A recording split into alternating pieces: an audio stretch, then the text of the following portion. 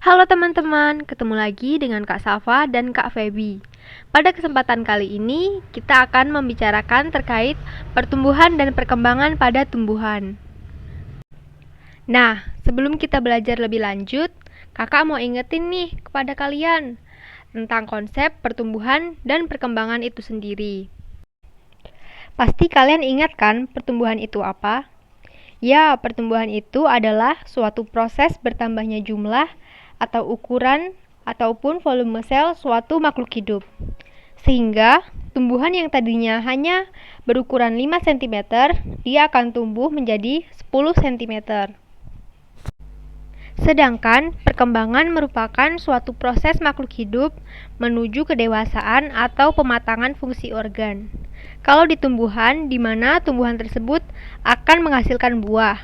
Kalau tumbuhan sudah berbuah, maka itu menandakan bahwa tumbuhan tersebut sudah dewasa atau sudah matang. Selanjutnya, kita akan belajar konsep tersebut pada tumbuhan, di mana tadi tumbuhan itu akan tumbuh dari yang namanya biji. Ketika kalian menanam biji, lalu tiba-tiba akan menjadi sebuah pohon. Nah, kalau dari biji, berarti ada suatu proses perkecambahan.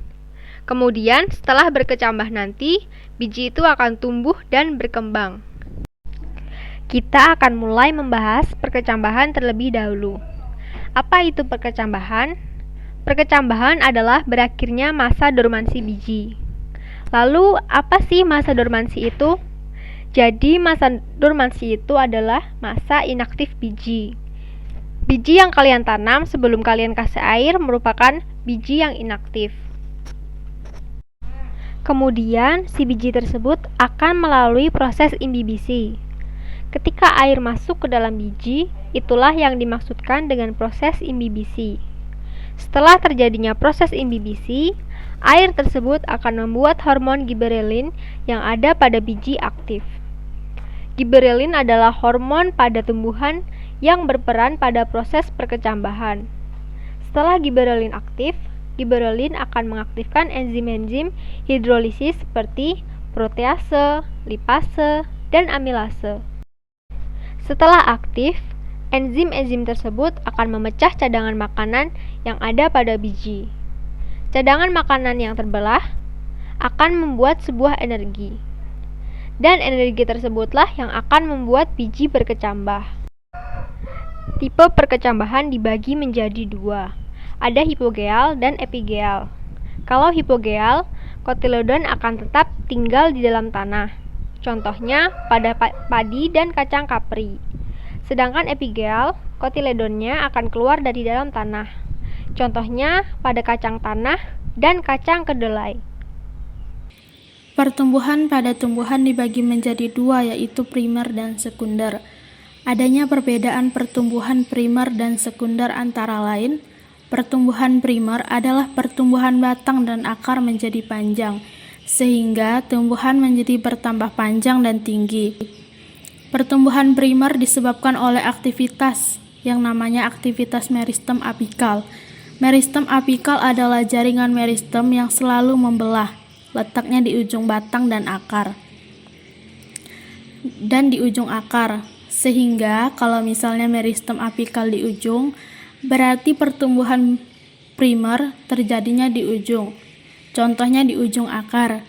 Di ujung akar terdapat yang namanya zona pembelahan yang paling bawah atau zona meristematis. Di situ terjadi yang namanya pembelahan sel. Jadi sel-sel yang ada di daerah itu selalu membelah. Yang tadinya 1 sel menjadi 2 sel, menjadi 4 sel, menjadi 8 sel, dan seterusnya. Setelah dari zona pembelahan, naik ke ujung akar. Di atas itu ada zona pemanjangan atau elongasi. Jadi sel-sel yang sudah membelah, terjadi pemanjangan dan pembesaran sel. Adanya daerah pemanjangan di zona ini. Kemudian di atas itu ada zona diferensiasi, di mana sel-sel sudah berubah menjadi sel-sel yang berbeda-beda. Sel-sel tersebut ada yang menjadi epidermis, ada yang menjadi jaringan korteks, dan sebagainya. Jaringan-jaringan tersebut yang menyusun tumbuhan. Kemudian, Pertumbuhan sekunder. Pertumbuhan sekunder adalah pertumbuhan yang menyebabkan tumbuhan menjadi melebar dan besar. Pertumbuhan sekunder akan menyebabkan akar dan batang menjadi besar. Pertumbuhan sekunder karena adanya aktivitas kambium. Di suatu batang ada jaringan flum, kambium, dan xilem. Kambium yang ada pada batang nantinya akan membentuk yang namanya flum sekunder dan xilem sekunder.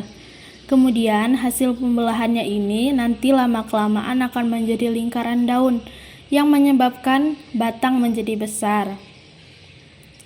Kemudian selanjutnya perkembangan.